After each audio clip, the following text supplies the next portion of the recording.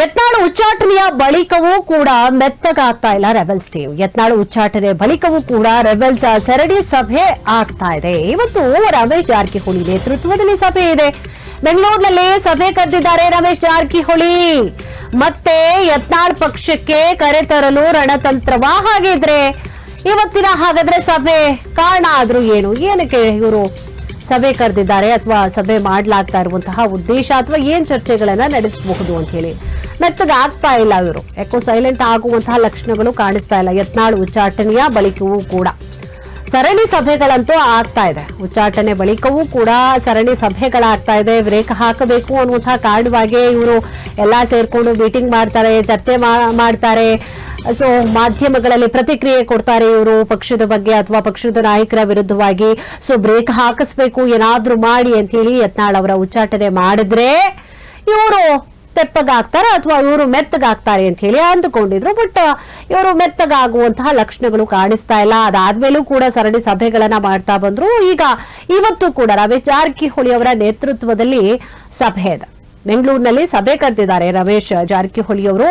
ಮತ್ತೆ ಯತ್ನಾಳ್ ಪಕ್ಷಕ್ಕೆ ಕರೆ ತರಬೇಕು ಅನ್ನುವಂತಹ ರಣತಂತ್ರ ಸಲುವಾಗಿಯೇ ಅವರು ಪಕ್ಷ ಅಂದ್ರೆ ಅವರ ಟೀಮ್ ಏನಿದೆ ಅವರು ಸಭೆ ಕರೆದಿದ್ದಾರೆ. ಹಾಗಿದ್ರೆ ಇವತ್ತು ಯತ್ನಾಳ್ ಅವರನ್ನ ಪಕ್ಷಕ್ಕೆ ಕರೆತರುವಂತಹ ಬಗ್ಗೆ ಚರ್ಚೆ ಸಾಧ್ಯತೆ ಇದೆ ಅಂತ ಹೇಳಿ ಈ ಒಂದು ಸಭೆಯಲ್ಲಿ ಹೇಳಲಾಗ್ತಾ ಇದೆ. ದೆಹಲಿಯಲ್ಲಿ ನಡೆದಂತಹ ಮಾತುಕತೆಯ ಬಗ್ಗೆ ಇವತ್ತು ಚರ್ಚೆ ಸಾಧ್ಯತೆ ಇದೆ.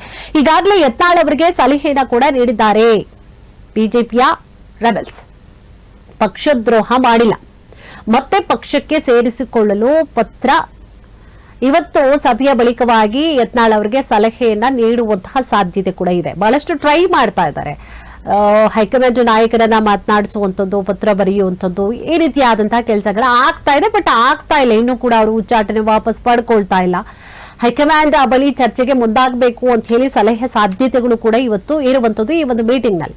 ಇವತ್ತು ಬಿಜೆಪಿ ರೆಬೆಲ್ಸ್ ಮೀಟಿಂಗ್ ಇದೆ ನೋಡಿ. ಯತ್ನಾಳ್ ಉಚ್ಚಾಟನೆ ಬಳಿಕವೂ ಕೂಡ ಮೆತ್ತಗಾಗ್ತಾ ಇಲ್ಲ ರೆಬೆಲ್ಸ್ ಟೀಮ್. ಯತ್ನಾಳ್ ಉಚ್ಚಾಟನೆ ಬಳಿಕವೂ ಕೂಡ ಸರಣಿ ಸಭೆಗಳನ್ನ ಮಾಡ್ತಾ ಇದ್ದಾರೆ. ಅದರ ಮುನ್ನುಡಿ ಅನ್ನುವಂತೆ ಮತ್ತೆ ಇವತ್ತು ಕೂಡ ರಮೇಶ್ ಜಾರಕಿಹೊಳಿ ಅವರ ನೇತೃತ್ವದಲ್ಲಿ ಸಭೆ ಇದೆ. ಅದರ ಮುಂದುವರಿದ ಭಾಗವಾಗಿ ಸೋಮವಾರ ದೆಹಲಿಗೆ ಹೋಗಿದ್ರು ಜಾರಕಿಹೊಳಿ ಅವರು.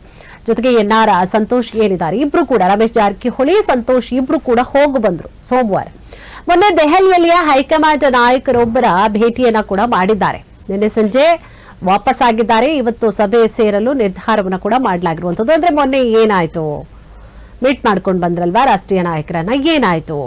ಸೊ ಅದ್ರ ಬಗ್ಗೆ ಇವತ್ತು ವಿಚಾರವನ್ನ ಶೇರ್ ಮಾಡ್ಕೊಳ್ಳಿಕ್ಕೂ ಕೂಡ ಇರಬಹುದು. ಅಥವಾ ಏನ್ ನಾವು ನಿರ್ಣಯವನ್ನ ಮಾಡ್ಕೊಳ್ಬೇಕು ಅಥವಾ ನಮ್ಮ ನಾಯಕನನ್ನ ಉಳಿಸ್ಕೊಳ್ಬೇಕು ಅಂತಂದ್ರೆ ಮತ್ತೆ ಪಕ್ಷಕ್ಕೆ ತಗೊಳ್ಬೇಕು ಅಂತಂದ್ರೆ ಏನ್ ಮಾಡಬೇಕು ಅನ್ನುವಂತಹ ಸಲುವಾಗಿ ಇವತ್ತು ನಿರ್ಧಾರವನ್ನ ಕೈಗೊಂಡಿರುವಂತಹ ಸಾಧ್ಯತೆ ಇರುವುದರಿಂದಾಗಿ ಇವತ್ತು ಸಭೆಯನ್ನ ಕರೆದಿದ್ದಾರೆ ಅನ್ನುವಂತಹ ವಿಚಾರಗಳು ಗೊತ್ತಾಗ್ತಾ ಇದೆ. ಯತ್ನಾಳ್ ಉಚ್ಚಾಟನೆ ಬಳಿಕ ನಡೆಯಲಿರುವಂತಹ 4ನೇ ಸಭೆ ಇದು. ಈಗಾಗಲೇ ಈ ಹಿಂದೆ 3 ಸಭೆಗಳನ್ನ ಮಾಡಿದ್ದಾರೆ.